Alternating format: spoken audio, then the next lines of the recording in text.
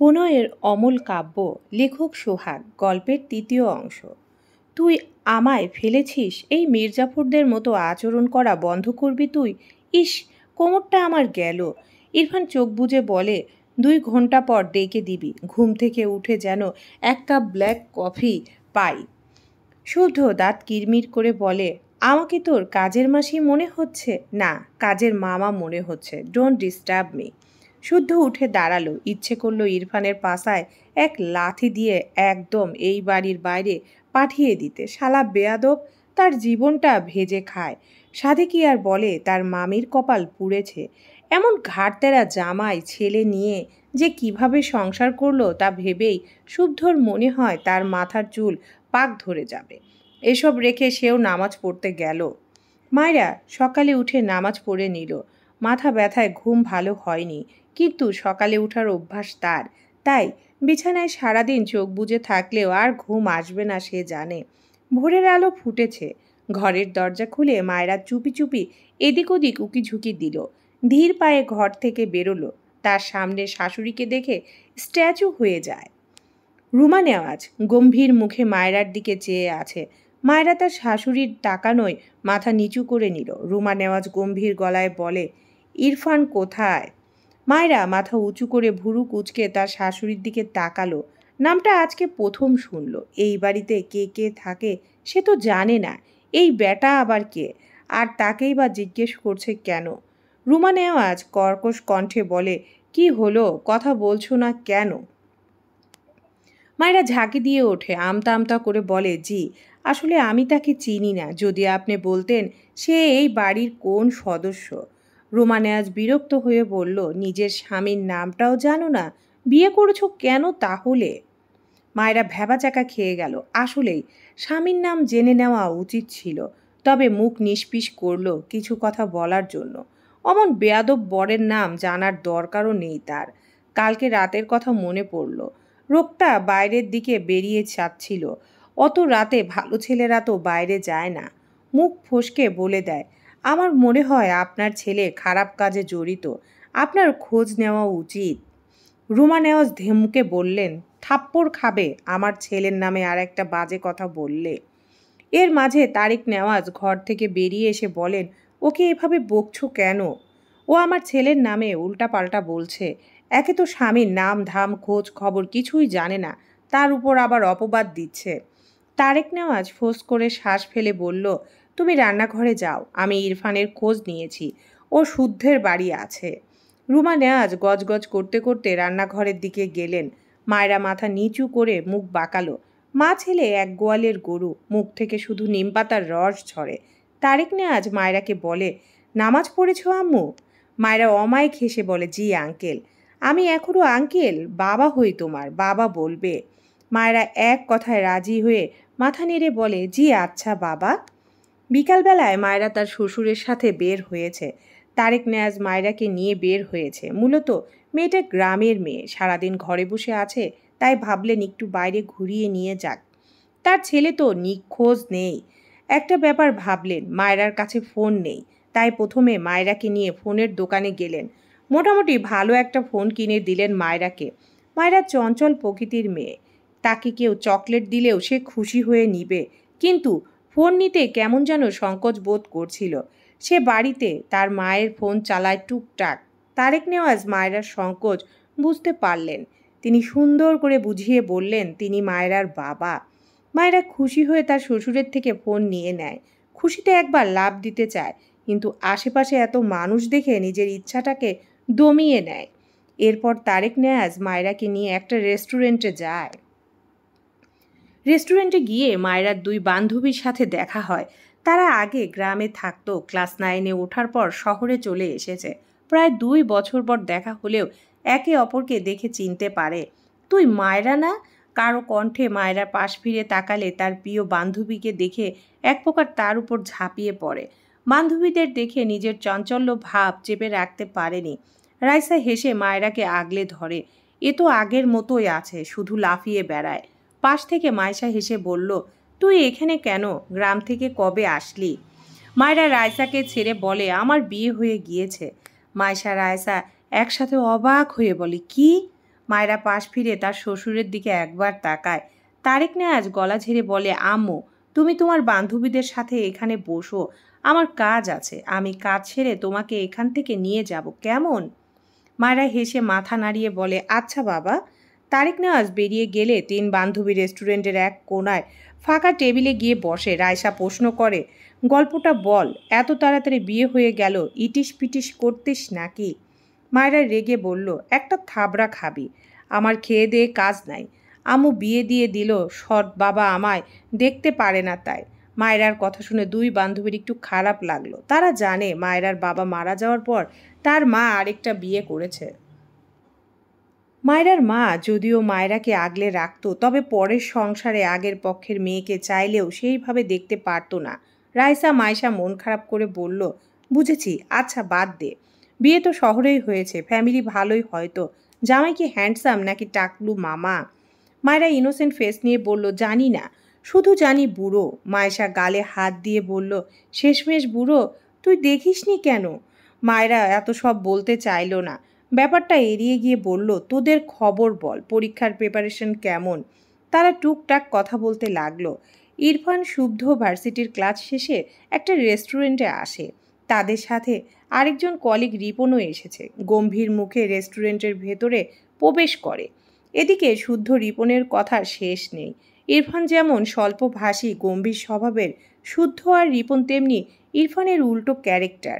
ইরফানরা মায়েরাদের ডান পাশের ঠিক একটা টেবিল পরের টেবিলে গিয়ে বসে। শুদ্ধ আর রিপন মায়েরাদের থেকে পিঠ ফিরিয়ে বসেছে। অপর পাশে ইরফান। এদিকে মায়েরার দুই বান্ধবী ইরফানদের থেকে পিঠ ফিরিয়ে বসেছে, আর মায়েরা বসেছে ইরফানের মুখোমুখি হয়ে। মাঝে খুব বেশি ব্যবধান নেই। মায়েরা কথা বলতে বলতে হঠাৎই সামনের দিকে চোখ পড়লে তার চোখ বড় বড় হয়ে যায়। ভীত কণ্ঠে বলে, বান্ধবী, এখানে পাগল এসেছে, পাপা পাগল, চল পালাই। মাইশা বলে, কোথায়? মায়েরা ডান হাতের আঙ্গুল দিয়ে ইরফানের দিকে ইশারা করে দেখালে মাইশা রাইসা দুজনেই উল্টো করে তাকালো। মায়েরার ভয়েস মোটামুটি জোরে ছিল, যার ফলে কথাটা ইরফানদের কানে পৌঁছায়। শুদ্ধ আর রিপন উল্টো ঘুরে তাকায়। ওদিকে ইরফানও মায়েরার দিকে ভুরু কুচকে চেয়ে আছে। মায়েরা ইরফানের দিকে তাক করে রাখা আঙ্গুল এখনো নামাই নেই। মাইশা রাইসা ভুরু কুচকে বলল, আরে কোথায় পাগল, ভদ্রই তো লাগে। আরে এমন বড় চুল কজন যে স্টাইল করে রাখে, আবাল। কথাটা বলে এদিক ফিরে মায়েরার দিকে তাকালে দেখলো মায়েরা এখনও হাবার মতো ইরফানের দিকে আঙ্গুল তাক করে আছে। রাইসা নিজের কপালে একটা বাড়ি মেরে হাত নামিয়ে দিয়ে বলে, আরে এভাবে আঙ্গুল তুলে আছিস কেন? কি বলবে মানুষ, আজব। ইরফান শক্ত চোখে মায়েরার দিকে চেয়ে আছে। শুদ্ধ ভুরু কুচকে বিড়বিড় করে বলল, যাক, কেউ একজন তো চিনতে পারলো, আমাদের সাথে এক পাগল ঘোরাঘুরি করে। ইরফান হঠাৎই বসা থেকে দাঁড়িয়ে যায়। রিপন শুদ্ধর পিঠে একটা থাপ্পড় দিয়ে বলে, এমনিতেই রেগে গেছে, শুনলে তোর 12টা আগে বাজাবে। কথাটা বলে নিজেও দাঁড়িয়ে ইরফানের পাশে এসে দাঁড়ায়। ইরফান হাত মুষ্টিবদ্ধ করে মায়েরার দিকে চেয়ে যেন টুপ করে গিলে খাবে। মায়েরা ভীতু চোখে ইরফানের পানের দিকে তাকিয়ে আছে, ভয়ে কাঁপছে। পাগলকে পাগল বলে খেপিয়ে দিয়েছে, এখন তার কি হবে? শুদ্ধ একবার মায়েরার দিকে তাকালো, আরেকবার ইরফানের দিকে। মায়েরাকে দেখে বাচ্চায় লাগলো।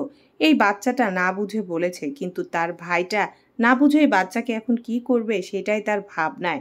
ইরফান মায়েরার দিকে এগিয়ে যেতে নিলে শুদ্ধ দ্রুত ইরফানের সামনে দাঁড়িয়ে বলে, মেয়েটা ছোট, এখানে সিনক্রিয়েট করিস না, বাদ দে, না বুঝে বলে ফেলেছে।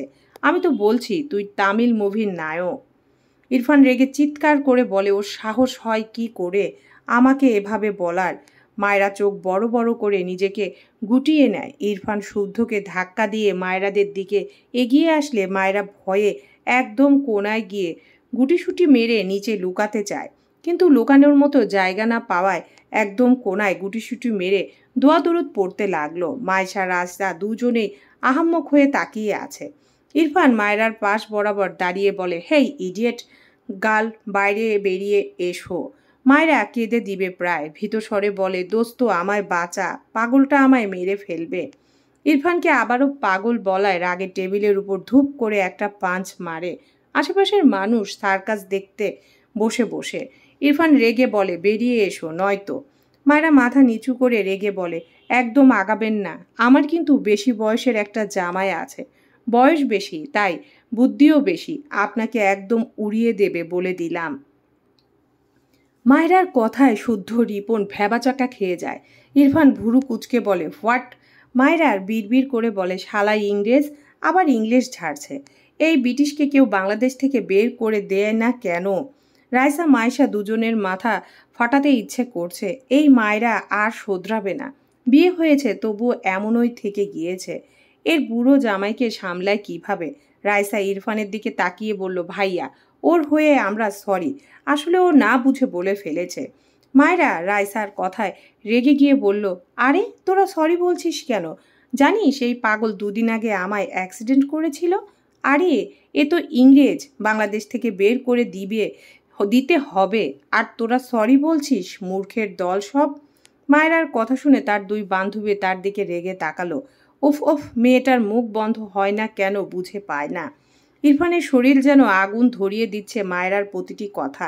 শুদ্ধ ঢোক গিলে ইরফানকে জোর করে টেনে কয়েক পা পিছিয়ে নিয়ে আসে। মায়রা যখন ওই দেখল ইরফান একটু পিছিয়েছে, অমনি বসা থেকে দাঁড়িয়ে কোনো কথা কোণা থেকে বেরিয়ে আসে, এক দৌড়ে চলে যাবে। তার আগে ইরফান এগিয়ে এসে মায়রার হিজাব টেনে ধরে।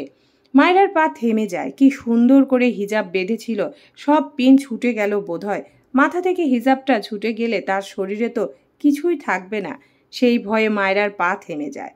শুদ্ধ পাছ ফিরে ইরফানের শরীরে হাত বুলিয়ে বলছে, ছেড়ে দে রে, দেখ মানুষ তাকিয়ে আছে। ইরফান রেগে বলে, এই ইডিয়েট আমায় ভুলভাল পদবি দিয়েই যাচ্ছে।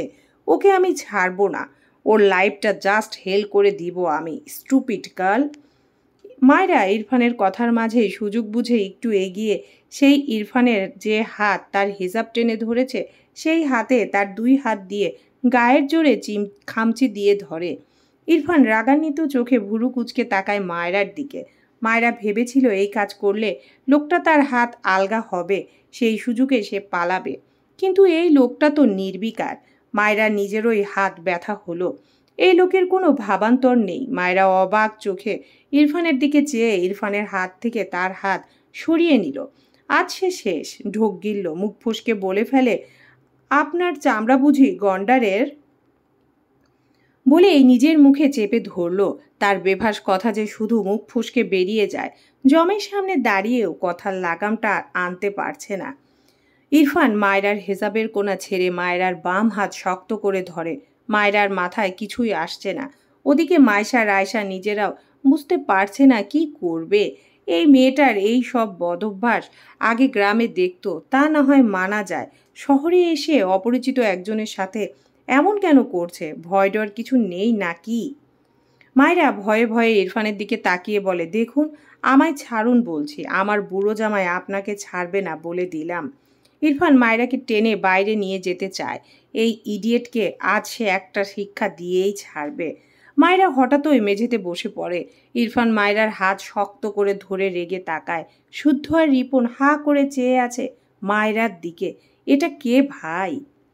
মায়রা ইনোসেন্ট ফেস বানিয়ে শুদ্ধর দিকে তাকিয়ে বলে, ভাইয়া, আপনাকে দেখেই বোঝা যাচ্ছে আপনি হাই লেভেলের ভালো। দয়া করে আমায় বাঁচান আপনার এই পাগল বন্ধুটার হাত থেকে। শুদ্ধ চোখ বড় বড় করে তাকালো মায়রার দিকে। কি সাংঘাতিক মেয়ে! কন্টিনিউয়াসলি ইরফানকে পাগল বলে যাচ্ছে, আবার তাকে পাম দিচ্ছে যেন বাঁচিয়ে দেয়। শুদ্ধ মনে মনে হাসল। কোন বুড়োর বউ এই মেয়ে? তার তো দুঃখ হচ্ছে সেই বুড়োর জন্য। ভাবনা রেখে ইরফানের হাত ধরে বলে, আরে বাচ্চা মেয়ে, ছেড়ে দে। ইরফান মায়রার হাত ছাড়ল ঠিকই, কিন্তু আবারও মায়রাকে ধরতে গেলে মায়রা দ্রুত বসা থেকে উঠে এক দৌড় দেয়। ছাড়া পেয়েছে 1 সেকেন্ডের জন্য, সে সুযোগ কাজে লাগাবে না? কোনো দিকে না তাকিয়ে এক দৌড়ে বাইরে বেরিয়ে যায়। ইরফানের হাত ফসকে যায়। মায়রা ততক্ষণে রেস্টুরেন্টের বাইরে চলে গিয়েছে। ইরফান শক্ত চোখে মায়রার দিকে তাকিয়ে থাকে। শুদ্ধ হা করে মায়রার দৌড়ে পাগার পার হওয়ার দৃশ্য দেখল। বাদরের দৌড়ের স্পিড এই মেয়ের চেয়ে কম হয়তো। চোখের পলকে হাওয়া। ইরফান রাগে গজগজ করতে করতে শুদ্ধর শার্টের কলার ধরে বলল, ওকে ছাড়বো না আমি। শুদ্ধ ভুরু কুচকে বলল, আমার শার্টের কলার ধরে বলছিস ওকে ছাড়বো না? এসব কোন নীতি ফলো করে করিস বলবি? ইরফান বিরক্তি রাগে শুদ্ধের কলার ছেড়ে হনহন করে রেস্টুরেন্ট থেকে বেরিয়ে যায়। রিপন টেবিলে বসে এদের সার্কাস দেখছিল এতক্ষণ। শুদ্ধ পাশ ফিরে একবার মায়েরার বান্ধবীর দিকে তাকালো। মায়েশা ওদিকে তাকালে শুদ্ধের সাথে চোখাচোখি হয়। শুদ্ধ চোখ সরিয়ে নিয়ে রিপনের পাশে গিয়ে বসে। রিপন একটা স্যান্ডউইচ কামড় বসিয়ে বলে, তোর ভাই কই গেল? শুদ্ধ ডান হাতের শার্টের হাতা গোটাতে গোটাতে বলে, যেখানে খুশি যাক, আমার পেট আগে ভরাই, সারাদিন পেটে কিছুই পড়েনি। রিপন অপর পাশে খেয়াল করলে দেখল সেই মেয়ের দুই বান্ধবীর মাঝে একজন শুদ্ধর দিকে তাকিয়ে আছে তো আছেই। রিপন মিটিমিটি হেসে বলল, আই থিঙ্ক তোকে দেখে একজন ক্রাশ খাইছে মামা। শুদ্ধ বিরক্ত হয়ে বলল, খেতে দে। রিপন ভুরু কুচকে বলল, তুই একটা চান্স নে, বাচ্চা মেয়ে, পুরায় মাখো।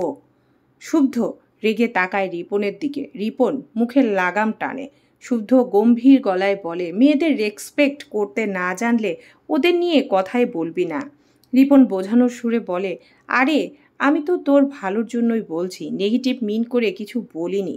শুদ্ধ খেতে খেতে বলে, তোকে চেনা আছে, নতুন না, আর আমাকে এই সব জড়াবি না। সময় মতো সোজা বিয়ে করে নেব। রিপন ভুরু কুচকে কিছু বলার আগে শুদ্ধ আবারও বলে, অ্যান্সার পাবি না, তাই তুই চুপচাপ খেয়ে নে, আমাকেও খেতে দে। রিপন আর কিছু বলল না। মায়েরা রেস্টুরেন্ট থেকে দৌড়ে বেরিয়ে দেখে তারেক নেওয়াজ রেস্টুরেন্টের ভেতরে ঢুকছে। মায়েরা দ্রুত তার শ্বশুরের হাত ধরে বলে, বাবা আমাদের কথা শেষ, বাড়ি চলুন। তারেক নেওয়াজ কিছু বলার আগেই মায়েরা নিজেই টেনে নিয়ে যায় তার শ্বশুরকে। তারেক নেওয়াজ ভুরু কুচকে বলে, বিল দিয়ে আসি আম্মু। মায়েরার পা থেমে যায়। পিছন ফিরে দেখল রেস্টুরেন্টের দরজার পাশে ইরফান দাঁড়িয়ে। অসম্ভব, আর ওদিকে যাওয়া যাবে না। মেকি হেসে বলল, বাবা ওদের আমি পরে দিয়ে দিব, আপনি আমায় বাড়ি নিয়ে চলুন প্লিজ। তারেক নেওয়াজ ভুরু কুচকে বলে, তোমার কি কোনো প্রবলেম হয়েছে আম্মু? মায়েরা আমতা আমতা করল। সে কি বলবে? তার ছেলের বউ বাইরের এক ছেলের সাথে ঝামেলা বাঁধিয়ে এসেছে। হঠাৎ ওই পেটে হাত দিয়ে বলল, বাবা আমার মারাত্মক বাথরুম পেয়েছে, প্লিজ চলুন। তারেক নেওয়াজ থতমত খেয়ে বলল, আচ্ছা আম্মু চলো। মায়েরা একবার উকি দিয়ে দেখল ইরফান এদিকেই আসছে। তাকে এখনো দেখেনি। সে দৌড়ে গাড়ির অপর পাশে গিয়ে বসল। তারেক নেওয়াজ মায়েরার ব্যবহারে খানিকটা অবাক হয়েছে। মেয়েটা বেশ চঞ্চল, গ্রামের মেয়ে, একটু একটু এমন হয়। তবে মায়েরা কয়েক ধাপ এগিয়ে মনে হলো। ছেলের বউ হিসেবে খারাপ লাগলো না। এরপর তিনি গাড়িতে উঠে ড্রাইভারকে গাড়ি স্টার্ট দিতে বলেন। মায়েরা স্বস্তির নিঃশ্বাস ফেলল। এ যাত্রায় বেঁচে গিয়েছে। ইরফান বেশ কিছুক্ষণ দাঁড়িয়ে এদিক ওদিক তাকালো। রাগে মাথা ফেটে যাচ্ছে, সব কিছু অসহ্য লাগছে। হন করে তার সাইড করে রাখা গাড়িতে উঠে বসে। তখনই তার ফোন রিং হয়। বিরক্ত হয়ে পকেট থেকে ফোন বের করে দেখে তার মা। ফোঁস করে শ্বাস ফেলে রিসিভ করে। বলো। এপাশ থেকে রোমা নেওয়াজ বলে, তোমার খালামণিরা এসেছে, বাসায় এসো। ইরফান বেশ কিছুক্ষণ চুপ থাকে, কোনো অ্যান্সার করে না। তার মা আবারও বলে, বাচ্চাদের মতো পাগলামি করবে না, তোমার খালামণি তোমাকে দেখতে চেয়েছে। আশা করি আজ শুদ্ধর বাসায় না গিয়ে এখানে আসবে। ইরফান এবারেও চুপ। গাড়ির স্টিয়ারিং শক্ত হাতে চেপে ধরে। রাগ কমেনি বিন্দু মাত্র। একটু আগে রাগ কমার আগেই মনে পড়ল বাড়িতে একটা বাচ্চা আছে যাকে তার গলায় তার বাবা মা ঝুলিয়ে দিয়েছে। সেই রাগের কথা বেরোচ্ছে না। রোমা নেওয়াজ ভেজা গলায় বলে, তোমরা বাবা ছেলে পেয়েছোটা কি বলবে? তোমার বাবা আমার কথা শোনেনি। এখন যখন বিয়েটা হয়ে গেছে তখন তুমি আমার কথা শুনছো না। মায়ের ভেজা কণ্ঠে ইরফান কিছুটা দমে গেল। চোখ বুজে ফোঁস করে বলল, আসছি। এই বলে কল কেটে তার বাড়ির দিকে গাড়ি ঘোরায়। চলবে ইনশাআল্লাহ।